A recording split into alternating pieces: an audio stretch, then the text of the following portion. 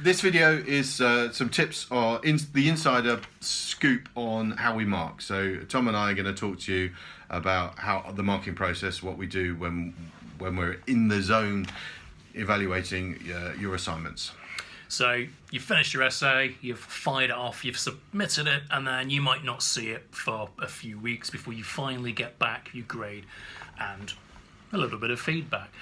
What we're going to try and do is just quickly take you through the steps of what we do, how we actually mark your work, and kind of give you a little bit of indication of things which people do wrong and how you can easily overcome those mistakes. So one of the first things you probably think we do when we're marking your essay is to start reading the introduction.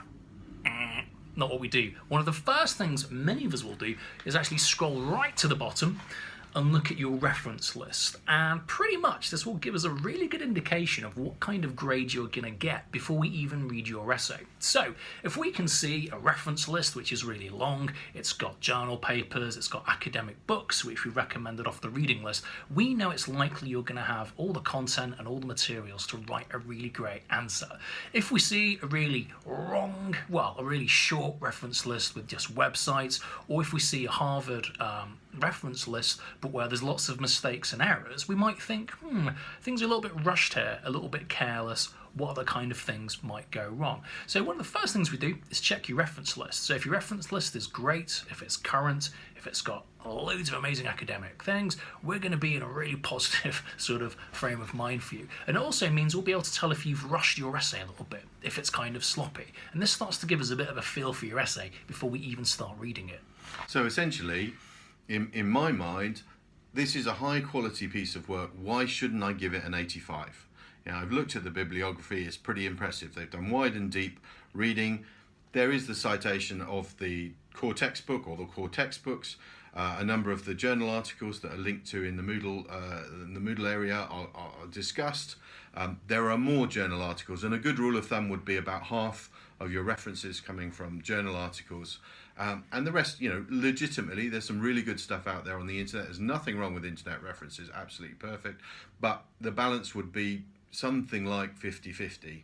And that would be a really good sign of quality. And that's why can't I give this 85 or 80 or 75, as opposed to something that's going to likely get a fail is something with 5 references and they're all from rubbish sites on the internet, Tutor2You, Wikipedia, and the like. BBC Bite Size. The stuff that you'll find on the first page of the results page of Google, and it's suggesting that this is the quick person's lazy approach to writing an essay. And then, Tom, we turn the page and go to the beginning of the document. Yeah, so we stop from the beginning. So one of the first things we will obviously then next do is actually read your introduction. And again, this can be a bit of a giveaway on how good your essay is going to be. So if you start your essay basically right out with a fact, a statement, or a couple of definitions, this shows us that you're doing a great job. So if you have a definition about maybe 2 or 3 of the key terms you're talking about, you've got a reference, Harvard citation in there, this is a really good solid start. What we'd then like you to do, ideally, is to basically start to restate what the question is and basically tell us what you're going to look at. So you might tell us about what case studies you're going to look at, you might tell us what frameworks you're going to look at. And what this does is communicates to us that you've read the question, you know what you're going to do, you know how you're going to answer it, and how you're going to start. What we'll then look for is, have you got a couple of lines, it might just be 2 sentences, about the structure that you're going to follow for your actual essay, what you're going to talk about and what order you're going to talk about it in. Now, if we read a fantastic introduction that's really solid, we know you've got it in your mind exactly what you're going to talk about, and we can just very quickly go through your essay, know exactly what to expect. If we've seen that you've got an amazing reference list already, we're pretty much got in our mind, let's start off open bids, 80s, and then really we're looking to maybe go higher if we can. But if things start to go a little bit wrong, then we start to chip away and reduce your marks. If you've got a really ropey introduction, like globalization is the internationalization of everything and makes firms make lots of money and be very successful with no references, it's just a load of sort of nonsense twaddle, there's no indication of where the essay is going or what you're going to write about, we might start to think, references aren't good, they don't really know what they're going to talk about, they've not given us much direction, this probably isn't going to end great. So then the next thing we do is go for the filling. When I'm looking for quality, signals of quality are regular and frequent in-text referencing, and not doing what I would call block referencing, not lots of descriptive content, and not lots of content where the same reference appears multiple times in the same paragraph or on the same page. Because essentially what you're doing there is paraphrasing the work of somebody else. There's no synthesis, and what we're really looking for you to do is demonstrate synthesis, which is to bring a number of different ideas and weave or knit them together in your own words, in your own way. And that's originality, and that's high quality work. So if you can show that you've got lots of different ideas coming from lots of different sources, one is high quality scholarship in terms of every single idea has been attributed, which is good, so another reason not to criticize you, but also in doing that you're likely to be integrating, synthesizing lots of different ideas, and that is solid analysis.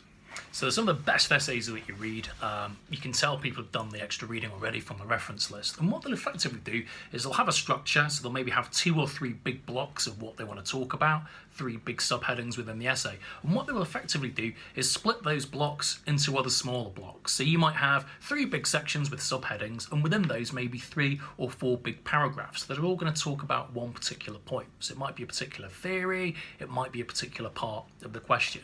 The best ones will basically simply go fact, fact, fact, basically taking stuff out of the extra reading, boom, boom, boom, boom, boom, and then maybe the last 2 kind of sentences maybe of the paragraph will maybe put your own synthesis in or ideas, and then maybe connect to what's coming in the next paragraph, and then you continue. So if everything's perfectly referenced, if everything's nicely tightly written, we can just almost read through, everything's nice and smooth.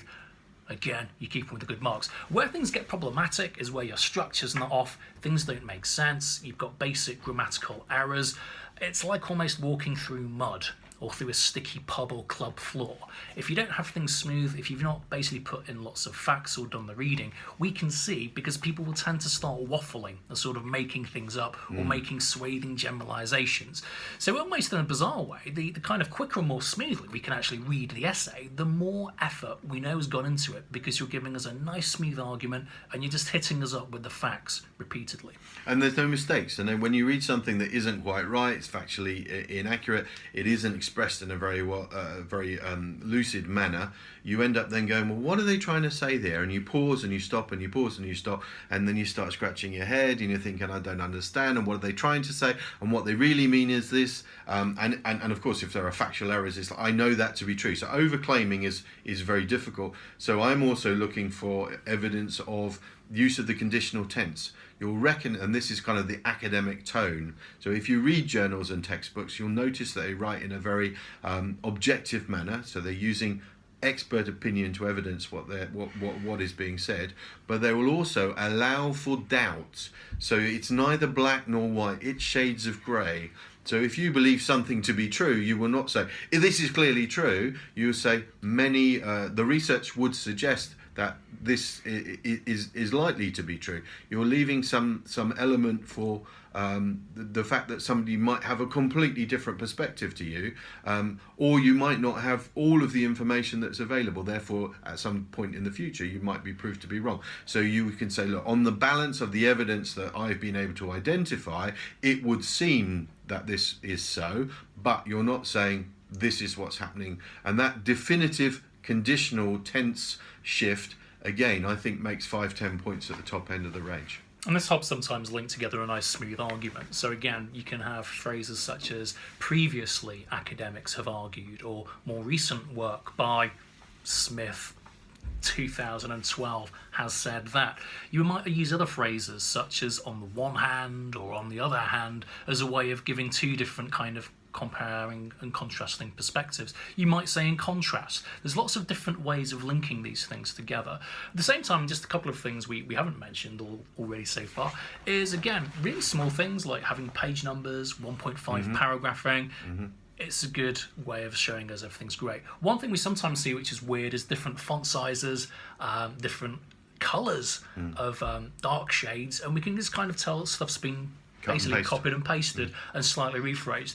If you want, you can also sometimes go back and look at your Turnitin report once you've had your feedback and see what we see as markers. So we can see big blocks of text that you've covered, copied, and potentially if you've changed some of the letters around, some of the words around as a way of trying to hide it, we can still see it. So it's a good way of seeing what we see as markers is to check out the Turnitin sort of training thing. So this is the part where obviously we're checking as well, are all your sources relevant within your argument? Are you actually answering the question? Moving towards the close then, I guess, at this point, assuming you've done a great answer, you've answered the question, you've got the right content, you go to the conclusion. So again, the conclusion is a slightly different version of the introduction. It's saying the same things. It's the news at 10. News at 10, boom, in the headlines. They tell you what they're going to tell you. The body text, the little storylines, they go into detail. They go to the roving reporter who's out in location. They have the panel interview.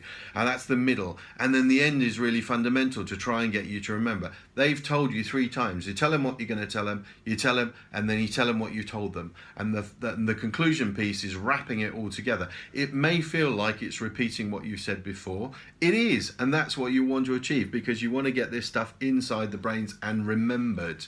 But you need to use slightly different language than the introduction. And also what you need, the big killer for me in terms of is it a good conclusion, has it brought together all of the fundamental ideas that are discussed in the body of the paper and nothing new and different that's kind of randomly come out of nowhere. So is it a logical extension of what you've said?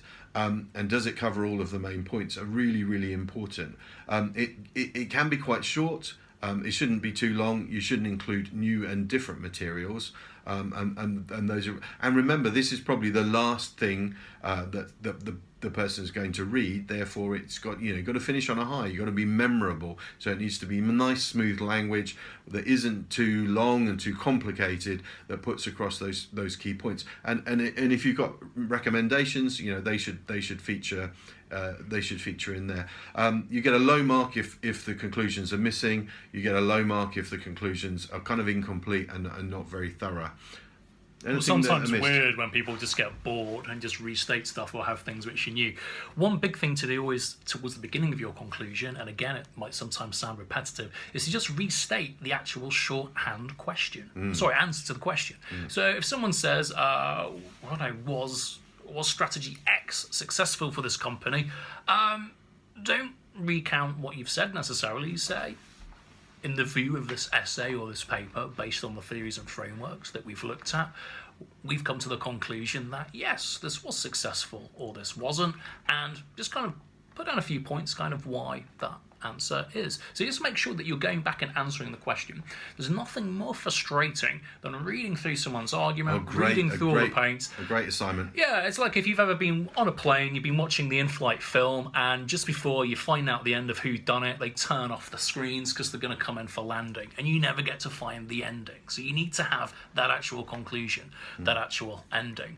At this point, we'll then basically, we'll land, we'll finish the thing, we'll go through the rubrics, we'll kind of tick off where we think you've belong. In the meantime, while we've been going through this, we'll have probably been marking up little tags of quick marks of where you've missed things out, where things might not make sense, and then we'll basically sit down and start to write out some of the more kind of personalised and bespoke comments, which will hopefully, if you read them, you can act on them, will help you improve for next time. And we're using the assessment criteria, often 5 or 10 different elements that we're looking very specifically for. You should find those in Moodle, and you've been briefed as part of the assessment process what we're looking for. The number of times the final piece or one or two of the major pieces that are carrying 10 or 20% of the grade are missing altogether. Now, clearly in an essay, you're going to have the beginning, the middle, and the end.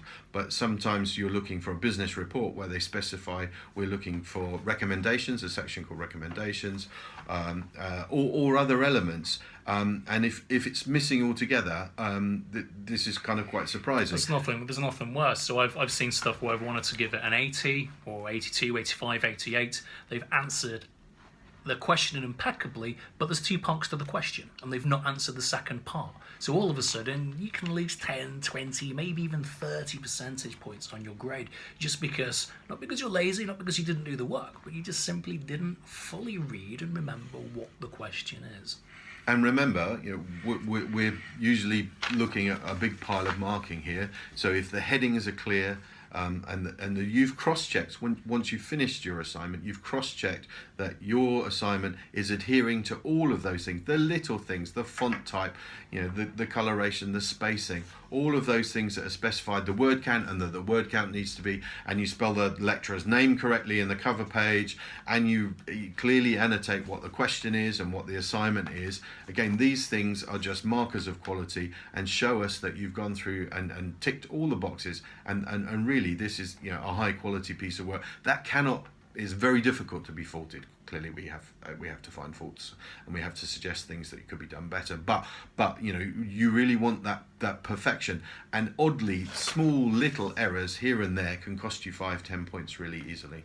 Yeah, at the end of the day, there's nothing we enjoy, or nothing I find more enjoyable than marking a script. Oh. And there are more exciting things in life. It's true, apparently. But ultimately, if you've been reading through a bunch of essays and people have been making small, daft mistakes, and then one comes out and you think, this person's really gone to town, they've come to the lectures, they've come to the workshops, they know what they're talking about, they've put in the effort, then it's great just to be able to say, fantastic essay, you've done everything, here's an incredibly high mark, you deserve it. And we really want to give out high grades. So we're just kind of giving you a bit of insight as to what we actually look for, just so you don't make some of these pitfalls. Yeah. Some of the things that we've been talking about might only take you literally a matter of minutes to change. But move the grade 10, 20 points. Yeah, I mean, many of you are probably thinking, many of you might write your introduction last, or your conclusion last, certainly, but also you might rush through writing your reference list when there's about 30 minutes to go before the deadline. But again, these are the things that we look at first, so make sure you spend the time to do these things properly, because it will really pay dividends on your grades. Great, well thank you, Tom. Thanks, Justin. It's been fun. You guys know what to do. See you soon.